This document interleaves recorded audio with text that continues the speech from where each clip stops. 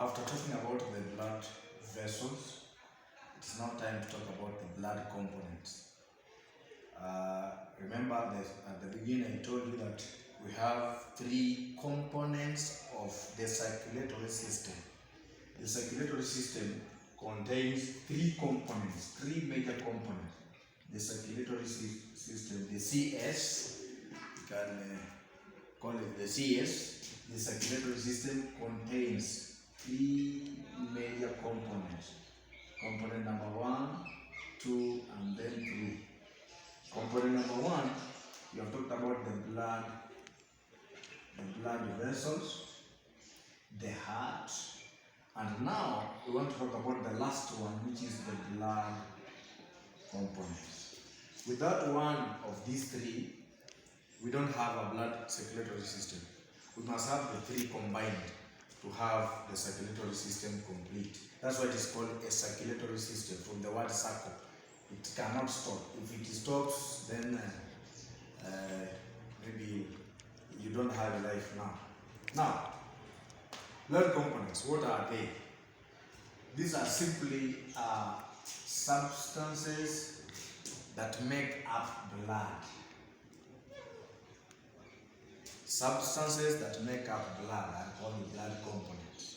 They make up blood. Just as here, you have said, these three things here, blood vessels, the heart, and the blood components, they are the ones that make up the blood circulatory system. So here we talk about blood components. Don't confuse the two. Blood circulatory system, three components: heart, blood vessel, blood components. But now these blood components, who are making them? Because you talked about the blood vessel, and you say that they are made of three: arteries, veins, and capillaries. What about blood components? They are the substances that make up the blood. So the blood is formed by some components, and those are the ones we call the blood components, or components of the blood. Now here, these are the examples. We have the first ones as red blood cells. Some of the people hear them shortening this word as RBC. The RBC, the red blood cells. The white blood cells can also be shortened as WBC. WBC. And then the blood plasma. This one basically is the liquid part of blood. The liquid part of blood. So you'll find that next time we shall talk about blood components and about plasma, we realize that blood plasma is totally made of water, and this one is the one that transports all these three, the three red blood cells, white blood cells, and the platelets. These ones are the ones that are responsible for the clotting, blood clotting. Maybe when you are injured, the person responsible for blood clotting, a component of blood, is called platelets.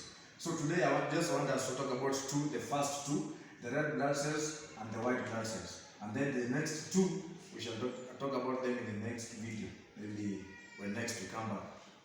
Now, let's continue. So the first one is the red blood cells. The red blood cells, the RBC, as you can shorten the word.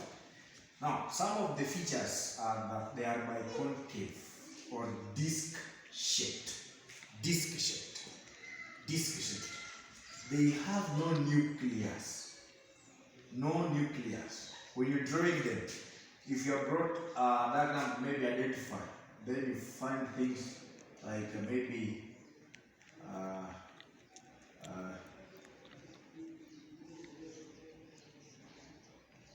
things like this, or maybe things like this, and then there is one that is of this shape.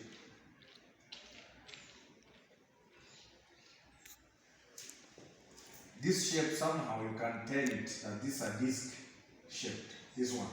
But this one and this one, you may not be able to tell the shape. It's the shape. This one is a white blood cell, so this one, if you identify this will be white blood cells, and this will be red blood cells. Now, Where are they made? They are made in the red bone marrow. Red bone marrow. And then they are destroyed in the liver, contain hemoglobin. Very, very important. What is hemoglobin? Hemoglobin is the red coloring pigment of the blood. This one, very, very important. You can't have blood without this. Hemoglobin is the red, I repeat, the red coloring pigment of blood. It's the component that's now giving the blood its color, the color red. They last in the body for about 120 days. We have talked about being destroyed, it's replaced. It's being destroyed in the liver and being made in the red bone marrow, but they are destroyed in the liver. So last in the body for about 120 days, or the same as 3 to 4 months, around there. And then they are smaller than the white blood cells. So when you're comparing the size of red blood cells and the size of white blood cells are quite large or bigger than the red blood cells. That's why when we talk about the ratio of red blood cell to white blood cell, find that red blood cells are 600, white blood cells are 1. So that ratio 600 to 1, that's the ratio of red blood cells to white blood cells. So red blood cells are more than white blood cells, but they are smaller than the white blood cells. I hope that one is clear. Red blood cells are more, 600 to 1, but white blood cells are larger, bigger than the red blood cells. I think that one is clear. So straight away, let us go to the function. What's the function of the red blood cells? Because of this hemoglobin combines with the oxygen to form a certain important component called oxyhemoglobin. When oxygen combines with hemoglobin, this component is formed, which is a very, very important component. Now, so having said that, the function of red blood cells is to do what? To transport oxygen. That is the function. Any other material that is moving through, throughout the body, or that is being taken around the body, is carried by the person called plasma. This one. Plasma is the component responsible to transport body waste, transport waste material, to transport food nutrients, to remove waste, and so on, to distribute heat, to transport hormones, and so on. That's plasma. But plasma do not transport oxygen, because that one is a responsibility of the red blood cells. So plasma will transport everything, as we shall be talking about it later. So, but as simple as that, the function of plasma is to transport everything except oxygen. I've told you it will even carry the other blood cells, the other blood components. To even transport this one, red blood cells, white, and then platelets. It transports all of them. But when it comes to oxygen, the red blood cells will do that work. Now, the second one is the white blood cells. The white blood cells, the short form is there, the WBC. They have no specific shape. White blood cells.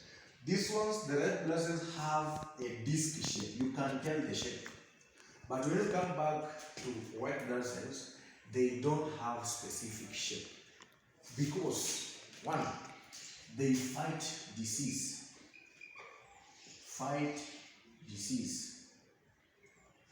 Causing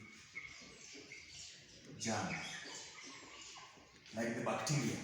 So depending on the size of the bacteria, they will either expand or contract to attack the bacteria or to attack the disease-causing germ. So that's why they cannot have a specific shape. They keep on changing. expanding. Maybe the bacteria this time around they are fighting is quite small, so they contract to attack the bacteria. Maybe the bacteria they will be fighting maybe next time is quite big, so they need to expand and maybe cover and so on. That process of contracting and maybe expanding of the white blood cells to fight germs is called engulfing. So what is to engulf? What is to engulf? Engulf is to swallow up. So the white blood cells, they expand and contract depending on the size or depending on the germ or the bacteria they're fighting. So they expand, contract, to engulf, to swallow the bacteria and maybe finish it or kill it. They keep on changing their shapes, as I have said, they keep on changing the shape to fit or to be able to fight the germ. They are made in the yellow bone marrow. The red blood cells are made in the red bone marrow. The white blood cells are formed or made in the yellow bone marrow, the spleen or the lymph gland. The lifespan, we have said, the red blood cells will last for around 3 to 4 months. These ones, white blood cells, because they keep on fighting everything, fighting germs. Because as you know, we keep on eating food and maybe the environment we are in, there are so many germs to be fought by the white blood cells. So that's why their lifespan is quite short as compared to the red blood cells. So they last between 12 to 20 days, then they are destroyed and then they are replaced. As I've said, they are larger than the red blood cells. They are few, less in number, because the ratio is 1 to 600. So one white blood cell is responsible for protecting 600 red blood cells. One white blood cell protecting 600 red blood cells. The ratio white red 1 is to 600. But if it is red to white, 600 to 1. They are simply, sometimes we call them the soldiers of the body, because they protect, they improve what we call the body immunity. Body immune system. Can remember the days during COVID, you could find people eating, taking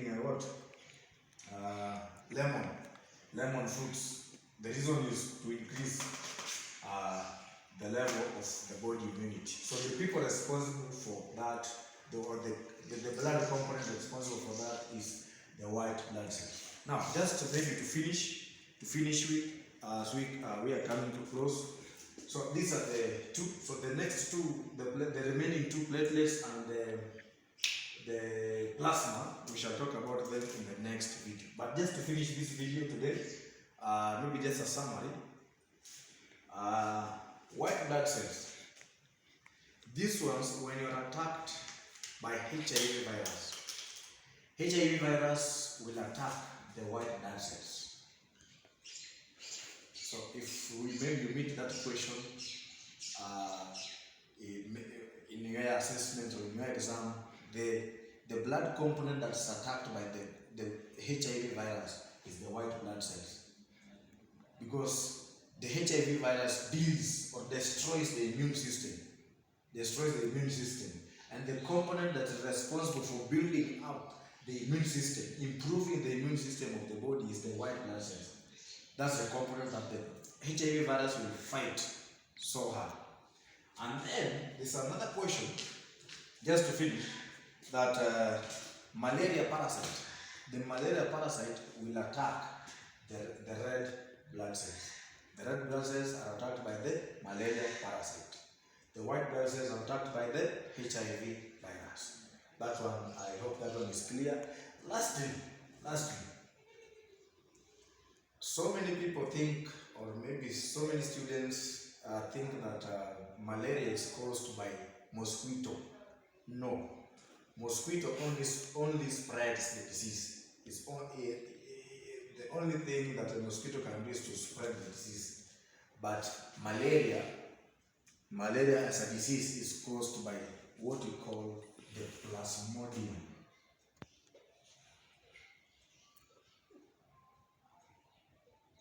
The plasmodium